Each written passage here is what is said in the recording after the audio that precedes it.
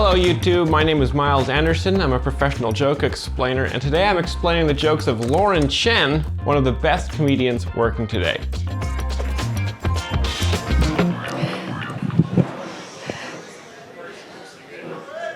All right, how you guys doing tonight? You good? Oh, that guy just sat down at the last second there. That was a close one, just made it. Yeah. I'm so happy to be here. I'm so happy to be with you. I'm so happy to be in Austin. This is an amazing city. Are you guys from here? You locals? Heck yeah. That's so awesome. You guys, you clean up amazing, okay? You barely even look homeless. It's just good for you. Good for you. But no.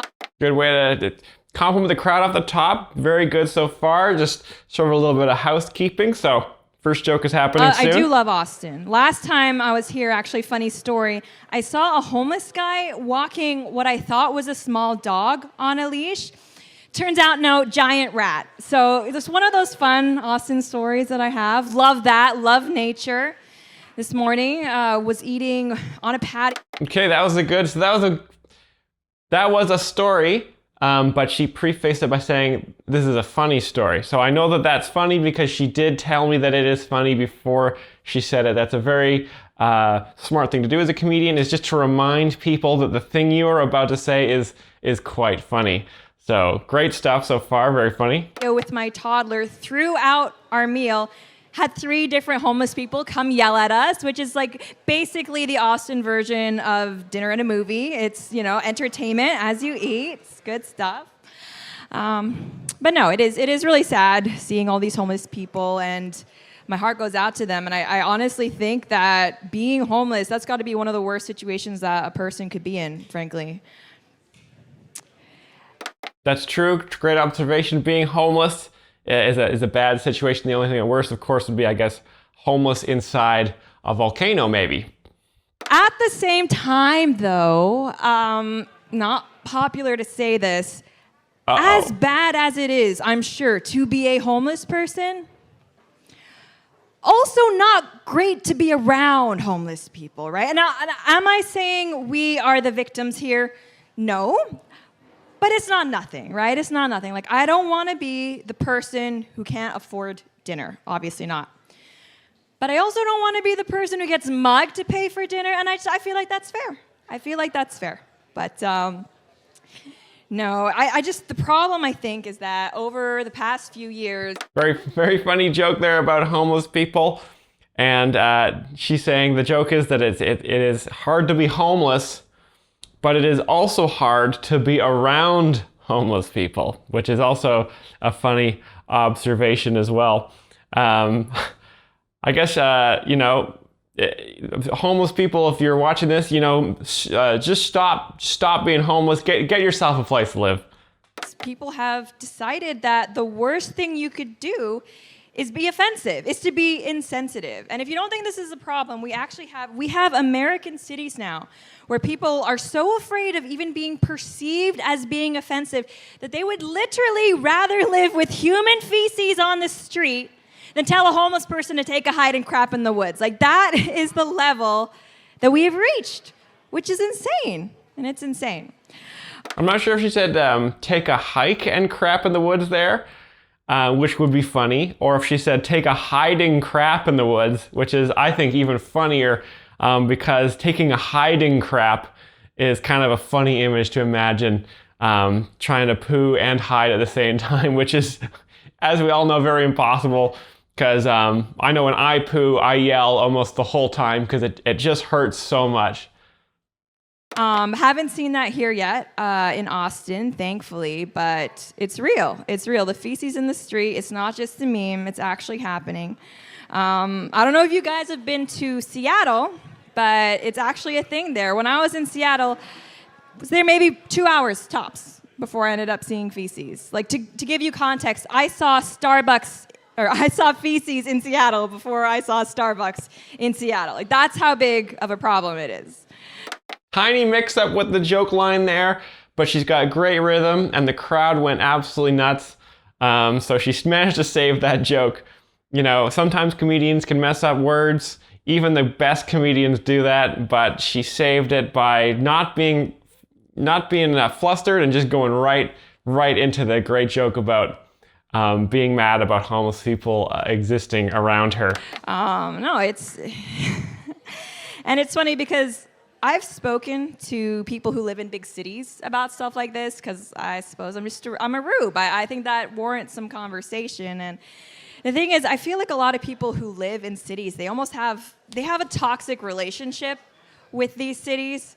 It's the strangest thing. You'll notice it, I swear, next time you talk to someone who's actually from a city. But you can mention something that's bad about that city, and they'll acknowledge it happens, but also say that it's not that bad, and then hit you with something that's even worse. And this is something that I deal with people from New York all the time. Like you'll try to talk to them about the issue of crime, which is actually getting pretty serious in New York. You can say something like, "Hey, by the way, car got broken into last time in the city. It's pretty terrible. Are you guys safe? How do you feel? Do you think things are getting better?" And I swear, they will turn around, look in the eye, and hit you with something along the lines of crime. Oh, you want to talk about crime? You're bringing up your car.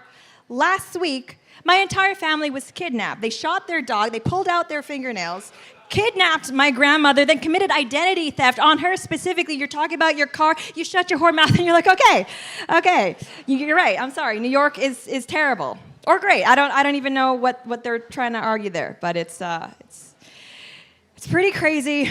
I've told that story about the. So I'm not sure if that was that may have just been a little observation, maybe just a little. She should have began that story by saying, "I've got a funny story." Then I would know that it's funny. But she didn't do that, so I'm just going to sort of assume it probably was. I know the crowd. I could see that guy's hat move there, which I think means that he must have laughed. Great stuff so far. Feces to people who live in cities, and I get a lot of dismissive attitudes. I get a lot of, well, that's life in a city, you know? It's not normal, thank you. And the thing is, I agree. Everywhere has pros and cons, that's fair, but I feel like not having crap in the street, that's a pretty low bar. And for reference, I don't know if you guys are following what's happening in Haiti right now, but it's a failed state at this point, very little government, if any. There's actually reports of roving cannibal gangs eating people in the streets, and it's crazy. I was seeing these reports, I was watching videos about it.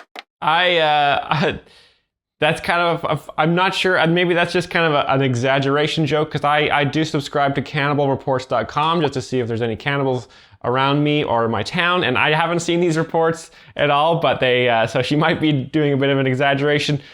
Pretty risky, having the premise of her jokes be homeless people, and now she's moving on to Haiti. Generally not funny subjects, but obviously she is a master craftsman at stand-up comedy, and she knows that she can take these dark issues and weave them into incredible humor. So still, it's very, very funny and a bit shocking. Great stuff. Articles. And it's the darndest thing. In none of those reports, none of those videos, none of those articles covering the cannibal gangs, did I hear anything about feces in the streets. So it's almost, I feel like if the cannibal warlords can find a bathroom, so can the homeless guy. I don't think that's too much to ask. And it's maybe they take a hiding crap in the woods. Kind of wild. You could actually have a Haitian gang member, he's chilling, he's grilling up some torso. You put him in San Francisco, he's looking around the homeless encampment, he sees feces on the street, he goes, "You people live like animals," and he just gets the hell out of there because he's not used to that level of degeneracy. We could do better. Great accent. I'm just saying. Okay, so the joke there is that San Francisco is worse than Haiti. Even though Haiti is a failed state with roving cannibals, it's not as bad as when you're just trying to have a nice luxury dinner and you see a homeless person yelling next to you. So a bit of an exaggeration joke there, very funny. The crowd really likes it, and I can't wait for more. We could do better, but no, it is sad, and I feel like we need to be working toward a solution to this. And I think there are good people out there who are trying to make things better. They're trying to improve things, but I think the problem is we're too scattered, Too many different people, too many cooks in the kitchen. We need to regroup our efforts, come together, one program, all our resources in it, just like solve the homeless problem once and for all. A final solution, if you will, but not like that. But that would solve things, but that's not what I'm saying we should do. Yeah. That was a bit of a shock joke there, proposing a genocide, which is a callback to the Holocaust, which of course, not a funny joke, but a well-known event. So the crowd laughs because they know about the Holocaust. And I imagine at least half of them believe that the Holocaust did in fact happen. But no, I don't know if you guys know this, but I grew up in Asia. I didn't grow up in America, and it's crazy. We, like in Asian cities, we don't have the level of homelessness that you guys have here. Turns out when you start working at 5, by the time that you're 18, you have a pretty good nest egg, so you're quite comfortable. No. Funny joke there about child labor in Asia. Again, not a really funny subject, but she turns it into a funny joke because this is, again, making it into a joke when it's not really a joke is surprising and therefore funny. A lot of humor comes from just surprising things, like if a roving cannibal gang approached me and started eating one of my ankles, I'd probably first I'd laugh because I'd be like, this is silly, and then I would probably die. They don't pay those kids, so that's not how that works. Yeah. Well, it sounds bad, but just from an American perspective, think of it as getting paid in experience, right? Just like a little fleet of interns who are making all your clothes. So it's fine. And actually, corporate America, if you guys are paying attention, I know there's a lot of controversy stateside about things like maternity leave. People don't want to pay it. Turns out, if your workers are all prepubescent, you can just sidestep that conversation entirely. So, follow me for more business tips. But, there's... That's so funny. So it's interesting. Sometimes she has an interesting strategy where sometimes if a joke doesn't land, she moves on perfectly and pretends it wasn't even a joke in the first place, which is a really, really great strategy just to keep talking.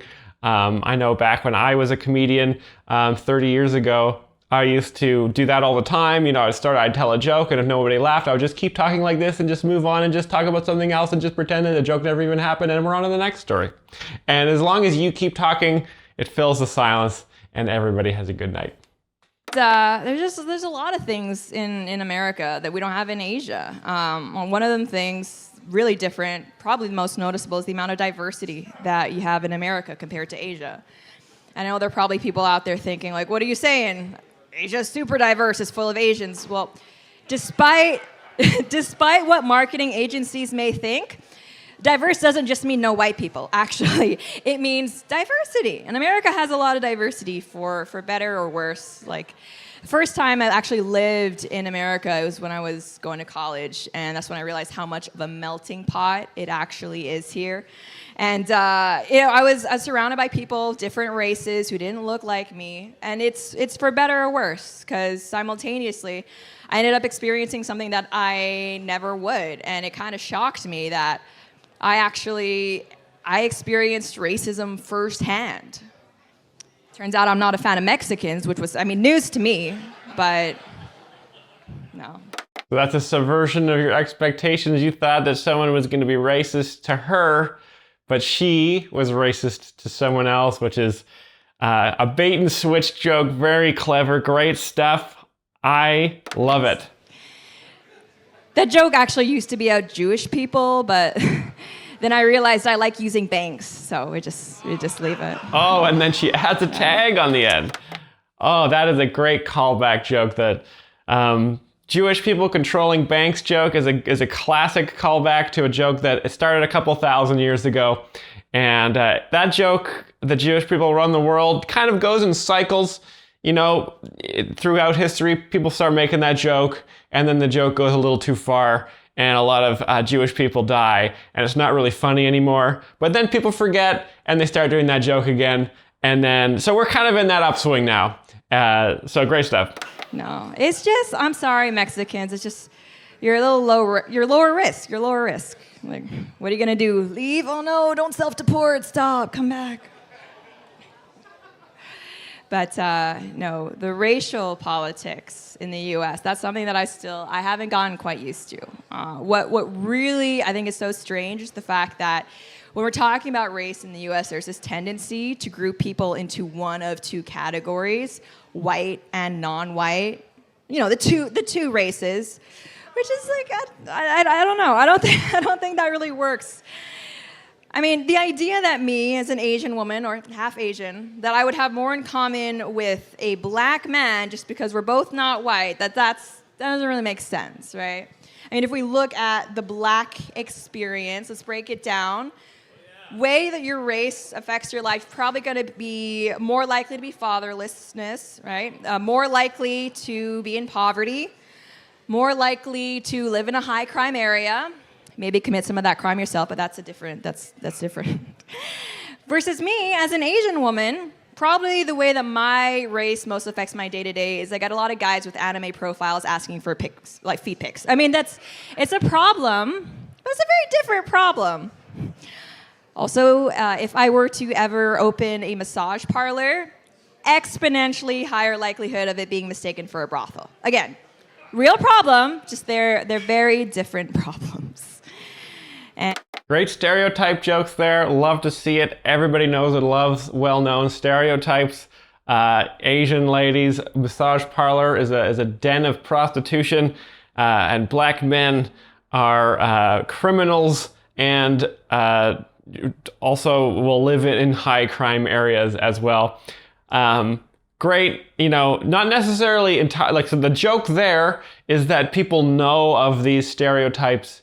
They recognize the stereotype, and then they laugh because they're glad that they think these things. And I think if we look at the way that we either say, you're white, non-white, that's how it is, especially when we're talking about divisiveness in American race relations, it kind of paints the idea that I think is a false idea that if white people were just removed from the conversation, everything would be fine, right? All the non-white people would just be having a blast, which if you look at the areas in America with very few white people, just does not seem to be the case. Like, if we're being real, And I don't know if you guys speak with a lot of ethnic minorities, but one thing that they actually aren't usually too keen on is other ethnic minorities. So, I mean, the past few years alone, you look at the tensions between like the Asian community and the black community, the Jewish community and the black community, and they don't even get me started on the gang warfare issues between the Hispanic community and the black community. And see, those are all real problems. They're real conflicts, but... Great joke there. I think so. That the joke there is that everybody in the world hates black people, which... again, very edgy of a thing to say, but and I think that was the joke there, even though she sort of moved on pretty quickly. But I believe that is the joke there, and very funny. They don't get as much attention because, I mean, it's frankly not as flashy as the historical problems between the white community and, well, the black community. So. Oh, there's. But gender, that's another area where, I mean, as Sean was saying, people are getting a little crazy right now. I don't know if you guys have been following, but online there's a lot of talk about how the right is alienating women because of sexist comments. And I know there's probably the tendency to just dismiss that, it's just noise, but it's true. Like if you're online, you go to the social media account, it's conservative, there's a good chance you're going to see things like actual misogynistic comments. You might even see arguments about why women shouldn't vote, shouldn't be in the workplace. Maybe you see stuff about posts tearing women down, insulting them based on the way they look, slut shaming. Never mind the fact that AI is being used to create deepfake porn. And I mean, that's just what I'm posting. Never mind the weirdos out there. It's bad. And, I know I've spoken to a lot of right-wing guys who kind of incredulous about it. They'll ask, like, really, everything that's going on in the country, in left-wing cities, we have women being actually punched in the face in New York. Women's spaces basically don't exist anymore because of the trans issue. Never mind things that affect everybody, like inflation. But you're really telling me women are still going to vote Democrat. They're going to vote against Republicans out of spite because of mean comments? And it's like, well, have you met a woman? Like, I mean, unfortunately, but no, quite a little rant there, saying that the left-wing cities are the reason that women are not safe in those cities. So I guess the joke there is that women would be safer living in the forest with a Republican husband rather than in the city among all the dangerous homeless poop. The transport issue, that is something that it only seems to be getting worse. And, the thing with that is we really have no one else to blame but ourselves. Ladies, we can't really pin that on men in general. There's never been a man that's ever sat down and said, all right, guys, here are my opinions about the policies governing women's sports. Like, that's not happened. So it's us. We're doing that.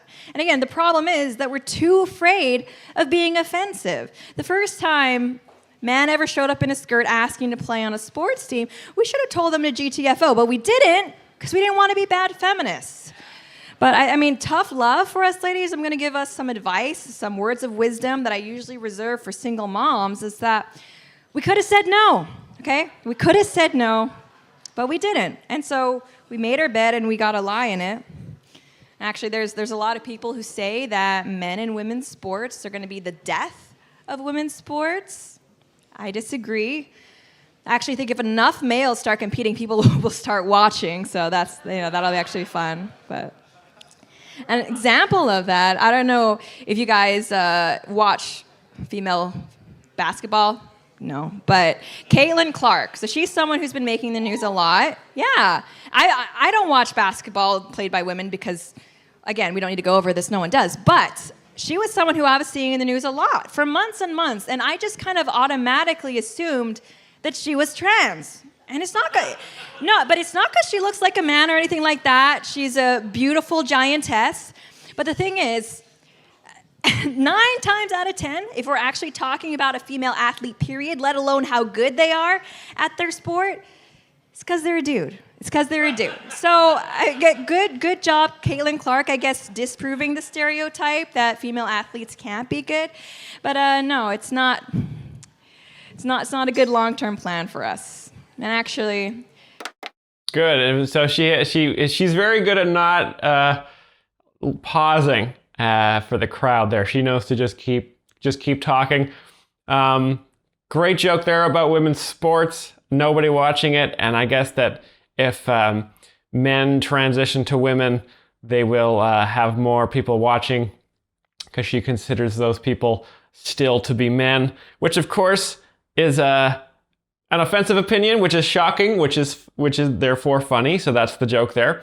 And also, I was really thinking that she's going to make a callback and maybe mention what sports are like in Haiti or something and say, like, even though in Haiti, when people play a sports game, the losing team gets eaten by cannibals, it's still better to watch than women's sports in America or something like that. But she didn't say that. But still thinking about those Haitian cannibals from the beginning of the set, that joke really stuck with me. Trans women, so males, they're really interesting because usually there's this stereotype, and it's kind of true if you ask me, that progressive men tend to be effeminate. I mean, I'm not trying to be offensive, but like they tend to be a little less masculine, a little more feminine. But I feel like it's this weird paradox. The more likely they are to identify as a woman, the more masculine these progressive men are. Like, if you're a progressive man, I'm sorry, but odds are I could probably beat you up unless you identify as a woman. In which case, odds are you are some Arnold Schwarzenegger from the 80s looking motherfucker. Like, I'm sorry, but that's real. That's a real thing. And I love the fact that we are so afraid of being called intolerant that we're trying to convince ourselves that someone like Leah Thomas doesn't have a biological advantage, just like an ingrained, inherent better ability to perform at sports than someone who is like 5'4". But that's okay. That's okay. I don't want to be, I don't want to be a Pat aggressive. So, but there's a. You got a nice big laugh there on that one. Not sure who that person was that they mentioned, but obviously a little bit of good name comedy there. Someone in the crowd recognized that, which is funny. So the joke there is that that person recognized who she was talking about and then laughed. Great. She's going really long about trans people here. She seems to be have thought about this a lot. There's a lot of issues out there that I don't really have answers to. I don't know how we fix race relations. I don't know how we fix gender relations. It's hard. It's hard. Something that I do have an answer for, though, is the fact that 200-year-olds seem to be running this country. Like, that's kind of, and that's bipartisan, right? No one side should want that. But the problem is, old people wake up a lot earlier than we do. Like, there's a very clear mechanism for how we could get them out of power, literally vote against them. But we have stuff going on, It's just, it's a lot, and they don't, so we just leave it. But here's my plan. So we take everybody in the government who's over the age of, 70, okay? That's a great joke there about how old people keep voting for old people because old people have lots of spare time to go vote. Whereas young people are always working and doing stuff. That's kind of a funny joke because, I'm fairly young and, I haven't worked in many years and a lot of my friends are completely unemployed and are basically subsistence farmers just that grow potatoes on their windowsills. So that's a funny joke because a lot of young people do have a lot of spare time. And we tell them, look, government is going digital. We're going full on remote. And it's possible, especially after COVID. I don't think they'd question it. So set them up at home on their computers. We tell them that, no, you're still doing your job. You're still running the government. Really, they're just playing Civ, though. That's all they're doing. And I feel like they'll be happy. They can wage whatever wars. In the meantime, we actually get to have people making laws about TikTok who know what TikTok is. So it's a win-win. And I know you might be thinking, that's never going to work. They'll figure it out. But are you really trying to look me in the eye and tell me that someone Nancy Pelosi's age, someone Mitch McConnell's age is going to be in front of their computer inputting their personal information and go, hang on a second, this seems like an online scam. I don't buy it. No, that's not going to happen. They're going to love it. But actually the most... Great joke there about how old people aren't very good with technology. Don't know if you guys have ever noticed this before, but it's true. And therefore, a very funny joke and observation to make. Depressing part of that plan is the fact that they probably would not be able mentally to figure out how to play Civ. So that's who's running our government. Yeah, good stuff. Well, you guys, that's all the time I have for today. You guys have been awesome. Thank you. Great closer. Wow. Crowd loves it. Ends on a joke about Civ. Give it up for Lauren Chen. That's awesome. Nice job. So funny. What a great show here at the Minds Fest Comedy Festival. Lauren Chen covering all sorts of very controversial issues, scary things to talk about, but she's so good at comedy that she can end up making even the darkest things like genocide, homeless people, absolutely hilarious. I guess recently she was getting paid a lot of money to promote the Russian Federation, and she was getting paid, I think, like $100,000 a month or something. So that's a pretty sweet deal, pretty great thing for a comedy channel. I would be totally willing to change this channel to a Russian propaganda network. If you guys could double that, we'd be pretty close to the cost of living in a big left-wing city. There's a lot of homeless poo around here, and it costs me a lot of money to get that removed. So it would be great if we could get that sponsorship. If Russia, you guys want to join our channel, that'd be great. Thanks so much for watching, guys. I hope you enjoyed Lauren Chen. Follow her across all the different networks that are not banned in the Russian Federation and across various Discord servers that are private and under FBI investigation.